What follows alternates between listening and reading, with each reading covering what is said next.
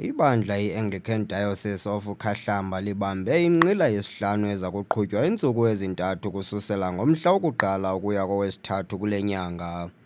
Le ntlanganiso ibanjelwe kwiCathedrali iSt Michael's and All Angels kuKomani, yaye idibanise izigidimi kunye nababingeleli bale nqila ngemiba echaphazelela mishini, ububingeleli bebandla nemicimbi yentlalo ebandleni ngobubanzi. Masithabathe ithuba ke sibulisa ke egameni lenkosi uYesu. Namhlanje siyi-Dayosisi yoKhahlamba kuqala ke ku-Ataqat yezima nge-State Street. Sihlangane apha kwi-synod yesihlanu le-dayosisi yasekwa. Le dayosisi yasekwa ke ngonyaka ka-2009.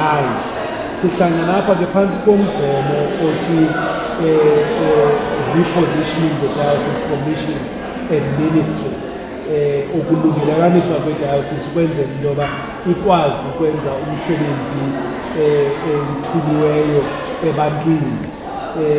Sithunywe ke ukuba ke sibe ngabaphilisi, sithunywe ke ukuba ke sivakalise uKristu.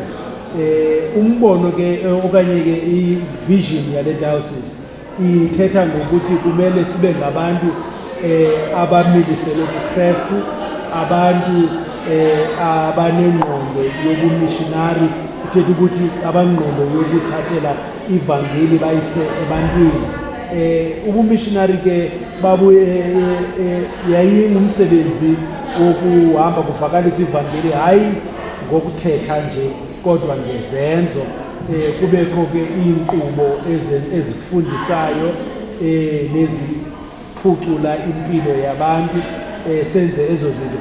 Eyona nto esiyinqwenelayo ukuthi xa siphuma kule diocese, kule synod rather, abantu bale diocese baphuthume ezo zinto kanye ezazisenziwa kuqala zokuba siphuthume ukuleqa umcimbi wophuhliso kwii-community zethu, siphuhlise kwezemfundo, siphuhlise abantu abatsha, siphuhlise nakwigalelo, sibe negalelo kwezolimo, ukwenzela into yoba singabiyo dayosisi nje elindele ukukhongozwa kodwa sibe yidayosisi ephuhlisayo nevelisayo.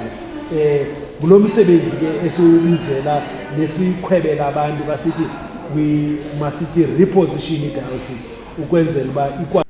Kwiindaba zeVukani Community Radio, ngumAfrika Bhatyi, e-Anglican Diocese of Khahlamba Cathedral kuKomani.